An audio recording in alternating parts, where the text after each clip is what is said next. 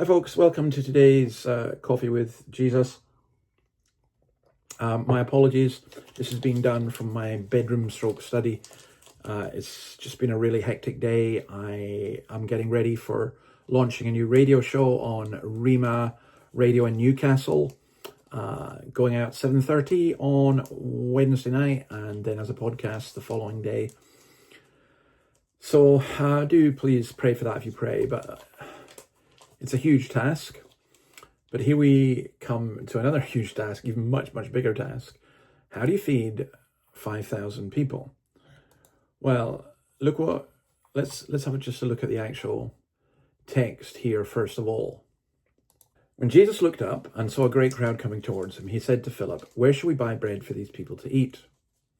He asked this only to test him, for he already had in mind what he was going to do. Philip answered him, "It would take more than half a year's wages to buy enough bread for each one to have a bite." Now I want you to notice two things. First of all, in Mark's record of this, Mark 6:34, he records that Jesus saw the great crowd and had compassion on them. How can you feed this great crowd? They're going to be hungry. But I love the fact he saw that and had compassion. The second thing is, Philip works out that it would take about 200 denarii. And a denarii was a standard daily wage for a labourer in Israel.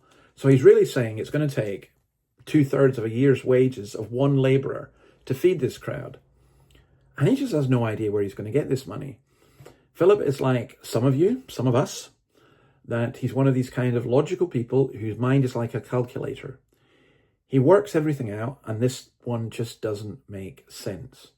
He couldn't calculate it. He couldn't get it. I was thinking, sometimes people's minds like that. There's a dear girl who was part of our church in Dundee, and I would tease her a wee bit. I would joke with her, and she didn't have the capacity to deal with jokes. And so I would say something, and she would just take it all absolutely literally. And I spoke to her, and I said, "Look, I tell you what, we're going to have to work something out." I said, when I'm joking, I'm going to do this. I'm going to put my finger on my nose, and then you will know that I don't literally mean what I'm saying. It's a kind of way of saying something. And she absolutely got it, and it worked really, really well. But there are some people who are very limited by their intellect because they are very logical. I mean, I would describe myself in that regard. And you don't see how it can work. But because you don't see how it can work doesn't mean that it doesn't exist. So Philip couldn't see how that could happen. So what should he have said? He should have said, "Well, we certainly don't have the money to buy them all food. Where's it going to come from? How can we actually do this?" He probably should have asked Jesus. That would be what I would suggest.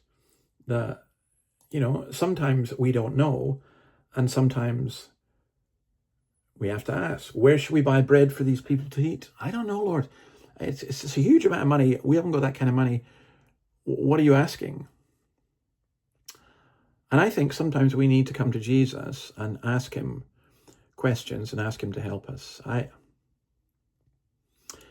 In my situation, if I was working out what we could do logically in the church, I'd have given up a long time ago.